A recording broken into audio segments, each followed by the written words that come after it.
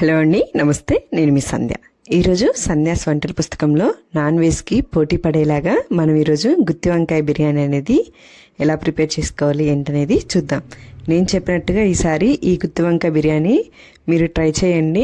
Taste అయితే చాలా బాగుంటుంది. ఫస్ట్ టైం కనుక మన వీడియోస్ని చూస్తున్నట్లయితే మన ఛానల్ని తప్పకుండా సబ్స్క్రైబ్ చేసుకోండి. ఇక్కడ నేను చూపిస్తున్న గ్లాస్ తోటి 2 గ్లాసుల వరకు నేను బాస్మతి రైస్ అనేవి తీసుకుంటున్నాను. సుమారుగా 1/2 kg వరకు ఉంటాయి. ఈ రైస్ని శుభ్రంగా కడుక్కొని వాటర్ పోసుకొని ఒక అరగంట సేపు పక్కన పెట్టి నాననివ్వండి. స్టవ్ మీద కళాయి పెట్టుకొని ఇక్కడ 3 స్పూన్ల వరకు శనగగుళ్ళను అలాగే 10 నుంచి 15 వరకు జీడిపప్పులను యాడ్ చేసేసుకొని ఒక అనాస పువ్వు అలాగే యాలకులు లవంగాలు ఇలా బిర్యానీ దినుసులను వేసేసుకొని వీటన్నిటిని కూడా లైట్గా మనము ఫ్రై చేసేసుకోవాలి.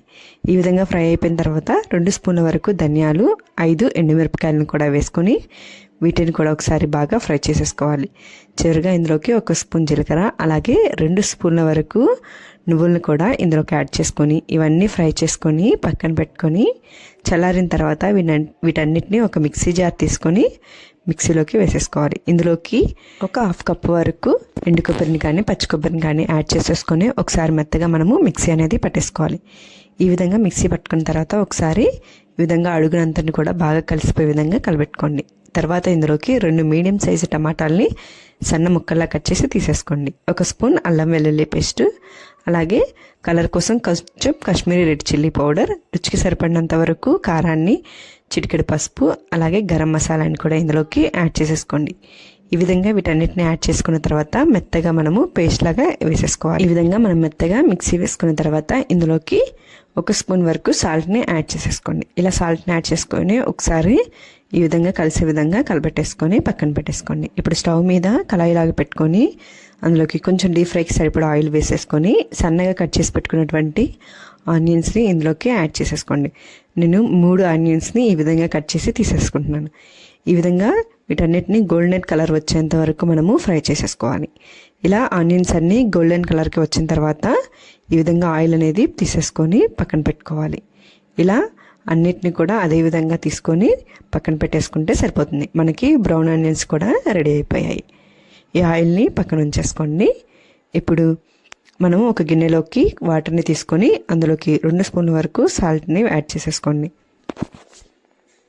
ఆ తర్వాత ఒక 1/2 kg వరకు నేను ఇక్కడ వంకాయల్ని తీసుకుంటున్నాను. ఈ వంకాయల్ని ఈ వాటర్లో వేసేసుకొని ఇక్కడ నేను చూపిస్తున్న విధంగా వంకాయని ఇలా 4 భాగాలుగా కట్ చేసేసుకోండి. అదేవిధంగా మిగిలిన వంకాయలన్నిటినీ కూడా ఈ విధంగానే మనము కట్ చేసేసుకోవాలి. ఇలా కట్ చేసుకొని అన్నిటినీ పక్కన పెట్టేసుకోండి.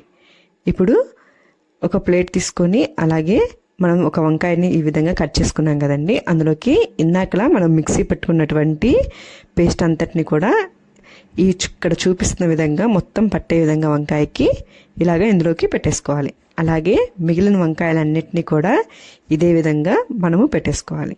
ఈ విధంగా పెట్టుకోవడం అయిపోయిన తర్వాత ఒక కళాయిలోకి 4 స్పూన్ల వరకు ఆయిల్ అనేది తీసుకోవాలి. ఇందులోకి ఆయిల్ అనేది ఎక్కువగానే పడుతుంది. అప్పుడే మనకి టేస్ట్ అనేది చాలా బాగుంటుంది.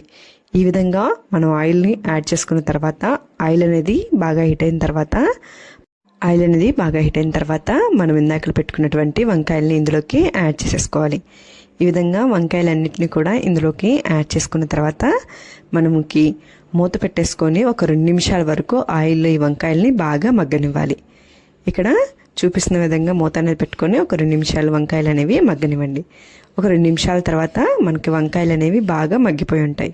ఒకసారి వీటన్నిటిని మనం కదిలించుకుంటే సరిపోతుంది. ఈ విధంగా కదిలిపుకున్న తర్వాత ఇందాకలా మిగిలిపోయినటువంటి పేస్ట్ని ఇందులోకి యాడ్ చేసేసుకోండి. ఇందులోకి పేస్ట్ అంతటిని యాడ్ చేసుకున్న తర్వాత మిక్సీలో కనుక ఏమన్నా మిగిలిపోయి ఉంటే కొంచెం వాటర్ అనేది పోసేసుకొని ఆ వాటర్ని కూడా ఇందులోకి యాడ్ చేసేసుకోండి. ఈ విధంగా వాటర్ అనేవి కూడా మనం యాడ్ చేసుకున్న తర్వాత ఒకసారి అంతా బాగా కలిసిపోయే విధంగా కలబెట్టుకొని ఇప్పుడు ఒకసారి సాల్ట్ని కానీ కారాన్ని కానీ చెక్ చేసుకోండి. సాల్ట్ కనుక సరిపోతే సాల్ట్ని వేసుకొని అడ్జస్ట్ చేసుకొని ఒకసారి బాగా కలిపుకొని మూత పెట్టుకొని మనకి ఆయిల్ అనేది పైకి తేలేంత వరకు మనము బాగా ఉడికించుకోవాలి. ఇది ఉడికేలోపు మనము ఒక గిన్నె పెట్టుకొని పెద్దటి అందులోనికి బిర్యానీ స్పైసెస్ అన్నిటినీ యాడ్ చేసేసుకోండి. ఇలా యాడ్ చేసుకున్న తర్వాత ఇందులోకి మనం ఇందాక వేపు పెట్టుకున్నటువంటి బ్రౌన్ ఆనియన్స్లో మిగిలిపోయినటువంటి ఆయిల్ని ఇందులోకి యాడ్ చేసేసుకోండి. అలాగే కొంచెం అల్లం వెల్లుల్లి పేస్ట్ని కూడా ఇందులోకి యాడ్ చేసేసుకొని సాల్ట్ కూడా యాడ్ చేసేసుకోవాలి. మనం తీసుకున్న వాటర్కి మనం టేస్ట్ చేస్తే ఉప్పుగా ఉండాలి. ఆ విధంగా ఉంటే మనకి సాల్ట్ అనేది కరెక్ట్గా సరిపోతుంది. ఈ విధంగా సాల్ట్ని, ఆయిల్ని కూడా ఇందులోకి యాడ్ చేసేసుకోండి. ఆ తర్వాత హాఫ్ వరకు నిమ్మకాయని రసాన్ని ఇందులోకి పిండేసుకోండి. ఈ విధంగా నిమ్మరసాన్ని కూడా మనము పిండేసుకున్న తర్వాత ఒకసారి వీటన్నిటిని కూడా బాగా కలిసే విధంగా కలబెట్టుకోవాలి. ఇలా కలబెట్టుకున్న తర్వాత మూత పెట్టేసుకొని మనకి వాటర్ అనేవి బాగా తెల్లేంత వరకు మనము వీటిని వాటర్ని బాగా కాగబెట్టుకోవాలి. ఈ విధంగా మూత పెట్టుకొని వాటర్ తెల్లేంత వరకు ఉంచుకోండి. ఈలోపు మనము కర్రీ అనేది మనకి ఉడికిపోయి ఉంది. ఒకసారి మూత తీసుకొని కర్రీ అనేది ఎలా ఉంది ఏంటనేది చెక్ చేసుకుందాం. మన కర్రీ అనేది బాగా ఉడికిపోయి కరెక్ట్గా సరిపోయింది. ఆయిల్ అనేది మనకి పైకి బాగా తేలుతుంది. ఈ విధంగా ఒకసారి అంతా బాగా కలిసిపోయే విధంగా కలబెట్టుకుంటే సరిపోతుంది. ఫైనల్గా ఇందులోకి మనం ఇందాకలా వేపు పెట్టుకున్నటువంటి ఆనియన్స్ని ఇందులోకి యాడ్ చేసేసుకొని ఒకసారి అంతా బాగా కలుపుకొని స్టవ్ ఆఫ్ చేసుకొని పక్కన పెట్టేసుకోండి. ఈలోపు మనకి ఇక్కడ వాటర్ అనేవి కూడా బాగా తెల్లిపోయి ఉంటాయి. ఈ విధంగా వాటర్ తెల్లిపోయిన తర్వాత మనం ఇందాకలా నానబెట్టుకున్నటువంటి బాస్మతి రైస్ని ఇందులోకి మొత్తం యాడ్ చేసేసుకోండి. ఈ విధంగా యాడ్ చేసుకున్న తర్వాత ఒకసారి కలుపుకొని మూత పెట్టుకొని మనకి రైస్ అనేది 90% వరకు బాగా ఉడికిపోవాలి. ఈ విధంగా మూత తీసుకుంటూ మధ్య కలుపుకుంటూ మనం రైస్ని బాగా ఉడికించుకోవాలి. మళ్ళీ మూత అనేది పెట్టేసుకొని రైస్ని బాగా ఉడికించుకోవాలి.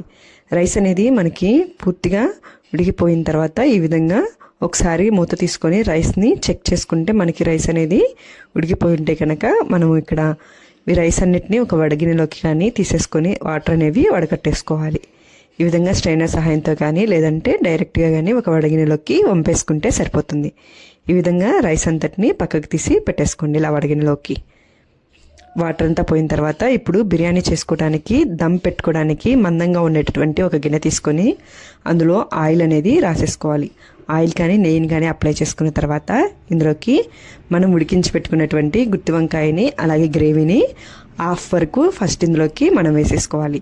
ఇలా హాఫ్ వేసుకున్న తర్వాత మనం తీసుకున్నటువంటి రైస్లో హాఫ్ వరకు రైస్ని కూడా ఇందులోకి ఇలా లేయర్ లాగా చక్కగా అంతా సమానంగా ఉండే విధంగా పరుచుకోవాలి. ఇలా వేసేసుకున్న తర్వాత దీనిపైన కొంచెం మనం వేపు పెట్టుకున్నటువంటి బ్రౌన్ ఆనియన్స్ని అలాగే కొత్తిమీర, పుదీనాని అలాగే కొంచెం నెయ్యిని కూడా దీనిపైన మనము యాడ్ చేసేసుకోవాలి. ఫైనల్గా కొంచెం లైట్గా గరం మసాలాని దీనిపైన చల్లేసుకోండి. ఈ విధంగా చేసుకుంటే టేస్ట్ అనేది చాలా బాగుంటుంది. ఇలా వీటన్నిటిని కూడా మనము వేసేసుకున్న తర్వాత మళ్ళీ ఇంకొకసారి మనం కర్రీని కూడా దీనిపైన మళ్ళీ సెకండ్ లేయర్ కింద వేసేసుకోవాలి. మొత్తం కర్రీని కూడా ఇదే విధంగా వేసేసుకుంటే సరిపోతుంది. ఈ విధంగా మనం కర్రీ అంతటిని కూడా వేసేసుకున్న తర్వాత మళ్ళీ మిగిలిపోయినటువంటి మొత్తం రైస్ని కూడా సెకండ్ లేయర్ కింద వేసేసుకోవాలి. ఈ విధంగా రైస్ని కూడా సెకండ్ లేయర్ కింద మొత్తం వేసేసుకోవాలి. ఇలా రైస్ అంతటిని కూడా మనము వేసేసుకున్న తర్వాత ఇందాకలో వేసుకున్నట్లే మనము బ్రౌన్ ఆనియన్స్ని, కొత్తిమీర, పుదీనా అలాగే కొంచెం గరం మసాలాని పైన వేసేసుకోండి. ఆ తర్వాత నెయ్యిని కూడా ఇందులో పైన అక్కడక్కడ వేసేసుకోండి. ఇలా వేసుకోవడం వల్ల మనకి రైస్ అనేది చాలా టేస్టీగా ఫ్లేవర్గా చాలా బాగుంటుంది. ఈ విధంగా వేసేసుకున్న తర్వాత ఏదైనా ఒక పెనం అనేది పెట్టేసుకొని దానిపైన మనం పెట్టుకున్నటువంటి బిర్యానీ కుండని పెట్టేసుకొని ఆవిరి అనేది బయటకు పోకుండా మనం మూత అనేది పెట్టేసుకొని ఒక 15 నిమిషాల వరకు మనము దమ్ పెట్టుకోవాలి. ఇలా 15 నిమిషాల తర్వాత స్టవ్ ఆఫ్ చేసుకొని పక్కన పెట్టుకొని ఒక 15 నిమిషాలు వదిలేయండి. 15 నిమిషాల తర్వాత మనం మూత కనుక ఓపెన్ చేస్తే మనకి దమ్ అనేది కరెక్ట్గా సరిపోతుంది. ఇక్కడ నేను చూపిస్తున్నాం కదండి, రైస్ అనేది మనకి బాగా కుక్ అయిపోయి ఉంటుంది. వేడివేడిగా ఈ గుత్తి వంకాయ బిర్యానీ ఈసారి ఈ సండేకి మీరు మీ ఇంట్లో ట్రై చేయండి. ఎలా వచ్చిందో నాకు కామెంట్ చేయండి. మీకు కనుక నచ్చితే లైక్ చేయండి, షేర్ చేయండి. మరిన్ని వీడియోస్ కోసం మన ఛానల్ని తప్పకుండా సబ్స్క్రైబ్ చేసుకోండి. Thank you.